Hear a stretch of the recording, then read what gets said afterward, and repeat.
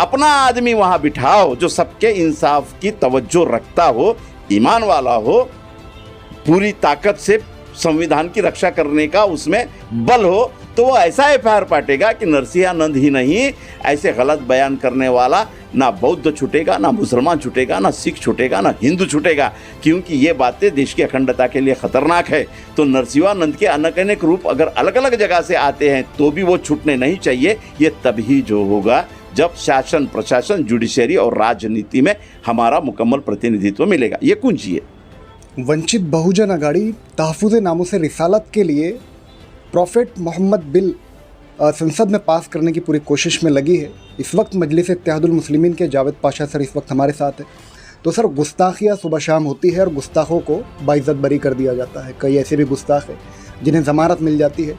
अभी यति नरसिंहानंद छूट के आया कुछ दिन पहले, और अभी उनकी कोशिश लगी है कि जितेंद्र त्यागी उर्फ वसीम रिजवी, उसे भी छुड़ा लाऊं। उनके जो सपोर्टर्स हैं वो सुबह शाम दोबारा गुस्ताखियाँ करना अभी शुरू कर दिए सोशल मीडिया पे।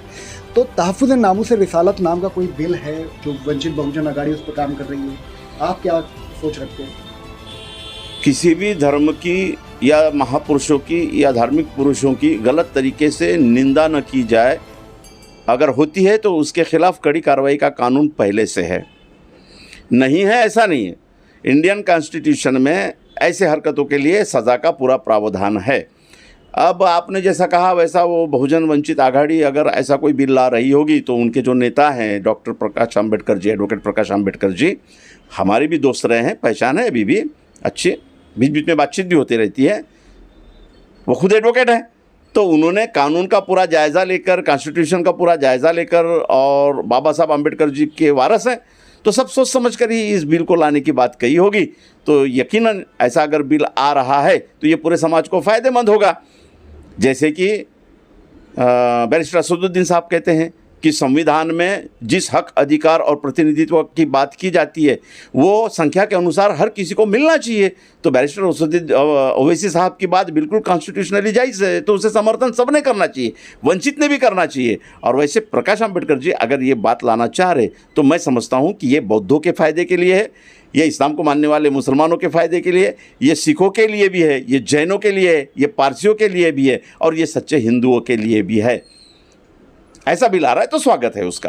आपने जैसे कहा कि ऐसे कानून ऑलरेडी मौजूद है जी, कि किसी शख्सियत के ख़िलाफ़ में कोई गुस्ताखी करता है तो उसे सख्त से सख्त कार्रवाई उस पर हो सकती है। जी, अभी यति नरसिंहानंद के केस को हम देखें, जी, कई एफआईआर इस पे हुई है, लेकिन इन्हें गिरफ्तार किया गया था महिलाओं पर आपत्तिजनक टिप्पणी करने पे, गांधी जी के बारे में बोलने पर, लेकिन हुजूर सल्लल्लाहु अलैहि वसल्लम पे इसने गुस्ताखिया किया, इस पे अभी कार्रवाई ही नहीं हुई अभी तक। तो सिस्टम की बात बार बार असदुद्दीन साहब कह रहे हैं, हम भी कह रहे हैं कि सिस्टम किन लोगों के हाथ में, मनुवादियों के हाथ में, पुलिस मनुवादी मानसिकता के इशारों पर चलती है। तो वो चाहेगी कि महिला के ऊपर में अनर्गल बातें की करके उन्हें अरेस्ट किया गया, लेकिन सल्लल्लाहु अलैहि वसल्लम पे अनर्गल बातें की और इसलिए उन्हें अरेस्ट किया गया। ये सांस्कृतिक संघर्ष यहाँ पर ये दिखाना नहीं चाहते। ये दिखाना चाहते हैं कि मुसलमानों के ख़िलाफ़, उनके महापुरुष के ख़िलाफ़ कुछ भी बोलो, सिस्टम कुछ भी नहीं करेगा। ये तो पिछले 70 सालों से हम देख रहे हैं। मायावती जी की एक बात, काशीराम जी की एक बात मुझे याद आती है, काशीराम जी की खासकर। मैं काशीराम जी के साथ में भी कुछ समय तक रहा था सामाजिक आंदोलन के तहत बामसेप में।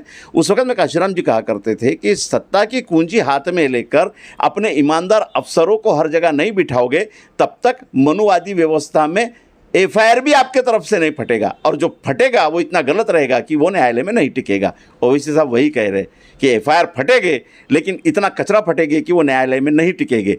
अपना आदमी वहाँ बिठाओ जो सबके इंसाफ की तवज्जो रखता हो, ईमान वाला हो, पूरी ताकत से संविधान की रक्षा करने का उसमें बल हो, तो वो ऐसा एफआईआर पाटेगा कि नरसिंहानंद ही नहीं, ऐसे गलत बयान करने वाला ना बौद्ध छूटेगा, ना मुसलमान छूटेगा, ना सिख छूटेगा, ना हिंदू छूटेगा, क्योंकि ये बातें देश की अखंडता के लिए खतरनाक है।